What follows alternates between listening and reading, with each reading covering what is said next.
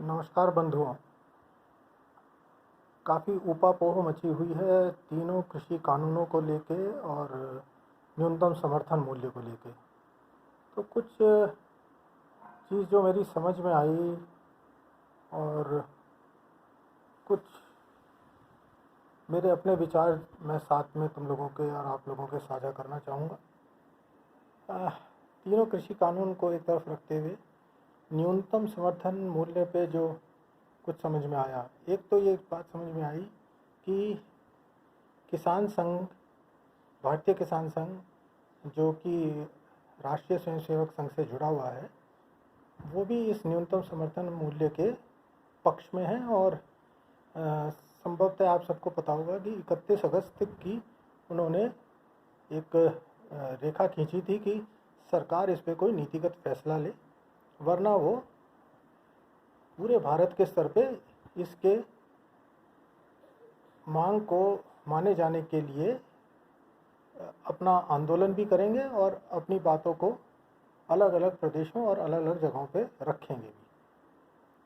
तो ये तो बात लगभग सर्वमान्य होनी चाहिए कि न्यूनतम समर्थन मूल्य अब हर पक्ष की मांग है और इसको सरकार एक गहन चिंतन के बाद और एक सही नीतिगत फैसले लेने के बाद कैसे इसको हम लागू कर सकते हैं उस पे कार्य करें भाई।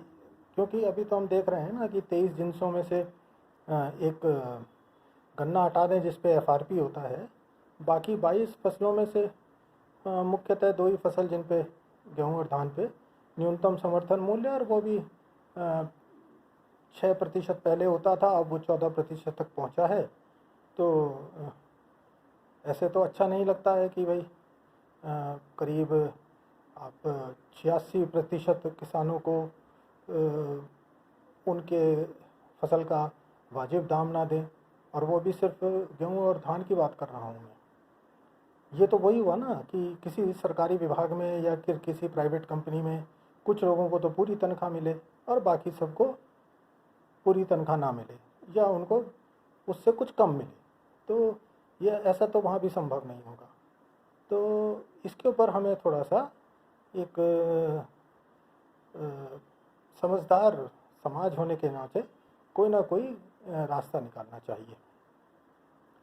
अब आती है बात कि होगा कैसे। सरकार तो देना नहीं चाहती और जो निजी कंपनियां उन पे वो बाध्यता भी शायद नहीं करना चाहती न्यूनतम समर्थन मूल्य की किसी कानून के माध्यम से। तो क्या ये संभव है कि जितने भी हमारे बड़े औद्योगिक घराने हैं और जो कि अलग अलग बैनर के नीचे में अपने आप को संगठित भी रखते हैं, जैसे PhD chamber of commerce, ASSOCHAM, CII और भी शायद और भी हैं, है ना, फिक्की। तो इन सब औद्योगिक घरानों को और किसान संगठनों को, जिसमें कि जो वर्तमान किसान संगठन धरने पे बैठे हैं और साथ में भारतीय किसान संघ को भी, इन सबको एक साझा टेबल पे बिठा के, एक साझा मेज पे बिठाएं और देखें कि किस तरह से जो हमारे निजी औद्योगिक इकाइयों के मालिक हैं, फ़र्ज़ करिए ITC है या पतंजलि है, ये काफ़ी बड़ी मात्रा में किसानों का की पैदावार खरीदते हैं, अलग अलग चीज़ों की, अलग अलग जिन्सों की। तो क्यों ना इन सबको हम एक साझा टेबल पे बैठ के सरकार इनके बीच में मध्यस्थता करते हुए, कि भाई ज़्यादातर तो प्राइवेट लोग ही खरीदते हैं, तो इनके बीच में मध्यस्थता करे और जिसे हम कहते हैं कि सीधे किसान के खेत से वो सीधे सीधे हमारे कृषि के जो बड़े बड़े उद्योग हैं जिसमें फूड प्रोसेसिंग का काम होता है, या फ़र्ज़ करिए आटा बनाने का या चावल की पैकिंग का या दालों की पैकिंग का, तो उनके बीच में एक ये जितने भी मिडिल मैन वाला सिस्टम है उसको ख़त्म करते हुए डायरेक्ट परचेजिंग का कोई सिस्टम बनाएं। तो इस पे एक वार्तालाप हो सकता है इनके बीच में। और ऐसा मैं इसलिए कह रहा हूँ कि ये संभव तभी होगा जब सरकार थोड़ा सा इसके ऊपर अपना ध्यान दें और कोशिश करें कि ये दोनों वर्ग आपस में बैठ के सलाह मशवरा करें और government should act as a observer. एक चीज़ और है, अगर न्यूनतम समर्थन मूल्य बाध्य भी कर दिया जाए तो उसकी बाध्यता का कि उसकी जो मॉनिटरिंग होगी, उसका जो अनुश्रवण होगा वो कैसे होगा।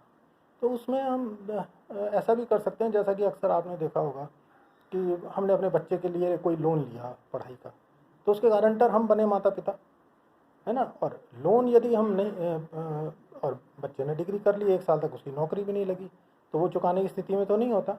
पर होता क्या है, फिर माँ बाप उसका लोन उतारना शुरू कर देते हैं। ऐसे ही यदि हम भवन निर्माण के लिए लोन लेते हैं तो उसमें क्या है, हमारी ज़मीन के कागजात बैंक रख लेता है, और यदि हम उसकी किस्त नहीं भर पाते तो हमारी ज़मीनों की नीलामी करके बैंक अपने पैसे पूरे कर लेता है।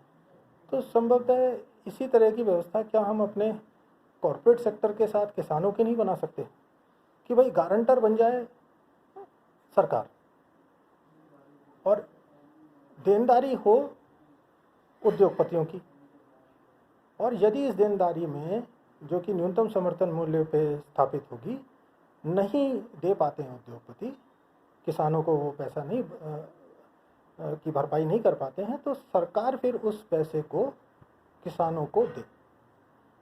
और इससे क्या होगा कि तीनों वर्ग एक दूसरे से जुड़े रहेंगे, सरकार, काश्तकार और उद्योगपति, और तीनों एक दूसरे के प्रति उत्तरदायी होंगे।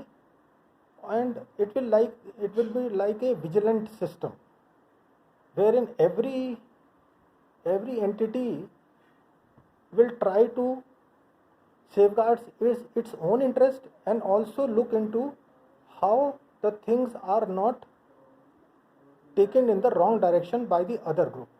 और जहाँ पर भी जो गलती करे शायद वो दूसरे 2 समूह उस चीज़ को दुरुस्त करने के लिए अपनी कोई ना कोई साझा रणनीति बनाएंगे।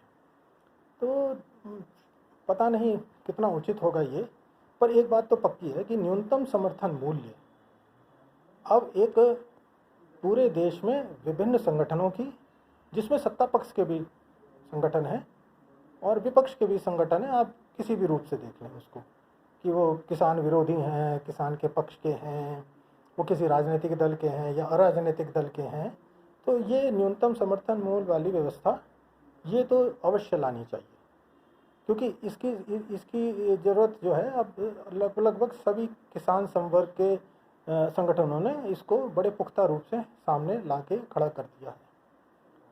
और पुरानी बातों पे ज़्यादा तवज्जो ना देते हुए, क्योंकि वो कहते हैं ना, बीती ताई बिसारे दे आगे की सुध ले, तो मुझे लगता है कि एक ये रास्ता निकल सकता है wherein we have a unison of farming community, government and traders and business community.